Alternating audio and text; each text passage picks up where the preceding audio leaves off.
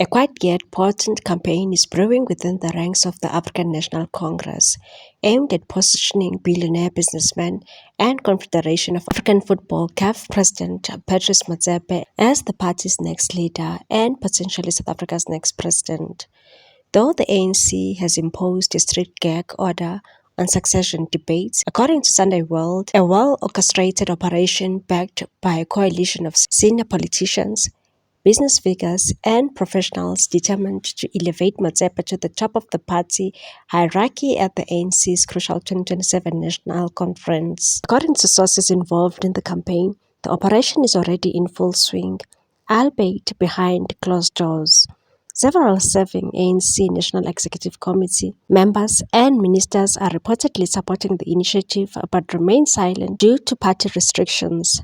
Strategists are focusing on key provinces Gauteng, Limpopo, KwaZulu-Natal and the Eastern Cape as strategic launching pads for Motsepe's political rise. One lobbyist told the Sunday World publication that this is a serious campaign. The groundwork is being laid quietly but firmly. The plan, insiders say, is to present Motsepe as a transformational figure, a Mr. Fix-It, with a proven track record in business, sport and public influence. His leadership of Mamelodi Sundowns FC, his business empire and his reforms at CAF, where he currently serves a second term as president, are being packaged as examples of his ability to lead, modernize and unify. Central to the campaign is the belief that Motsepe could bridge the deep divisions within the ANC's warring factions and reverse the party's declining electoral fortunes heading into the 2029 national elections. His broad network of relationships across business, politics,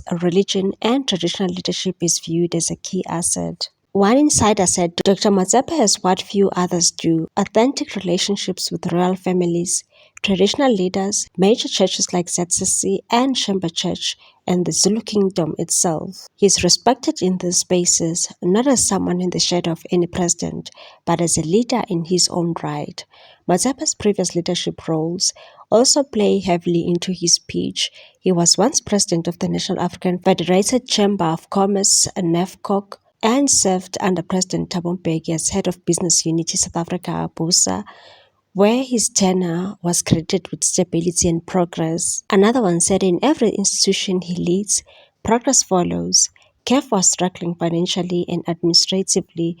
Today it's ranked third among FIFA's continental bodies. That's the kind of leadership the ANC needs now. Those close to the campaign insist Motsepe has quietly agreed to run, but will remain on the sidelines until the ANC officially opens the succession debate. His supporters argue that, like in his successful CAF bid, where he overcame opposition and eventually stood uncontested, he will only enter the race when victory is within reach. Another one stated, he doesn't enter contest, he can't win. Just like he swept the CAF presidency under the Samuel Eto's nose, he'll only run for ANC president when the time is right. His second term at CAF ends in March 2028, just months after the ANC is expected to elect its next leader. If the campaign succeeds, that timeline could align perfectly with the transition to national leadership. Supporters believe the ANC is at historic crossroads and that Motsepe represents a rare blend of integrity, influence and ability. They say he has demonstrated humility and diplomatic finesse in sensitive scenarios, including reportedly playing a behind-the-scenes role in facilitating dialogue between President Ramaphosa and the US President Donald Trump. Another lobbyist said, "We don't just need a party leader, we need a national builder, someone with demographic and geographic awareness." Patrice Motsepe is that man.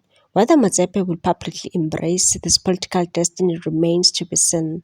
For now, the campaign rolls on, quietly gathering steam and support, laying the foundation for what could become one of the most consequential political moves in South Africa's recent history.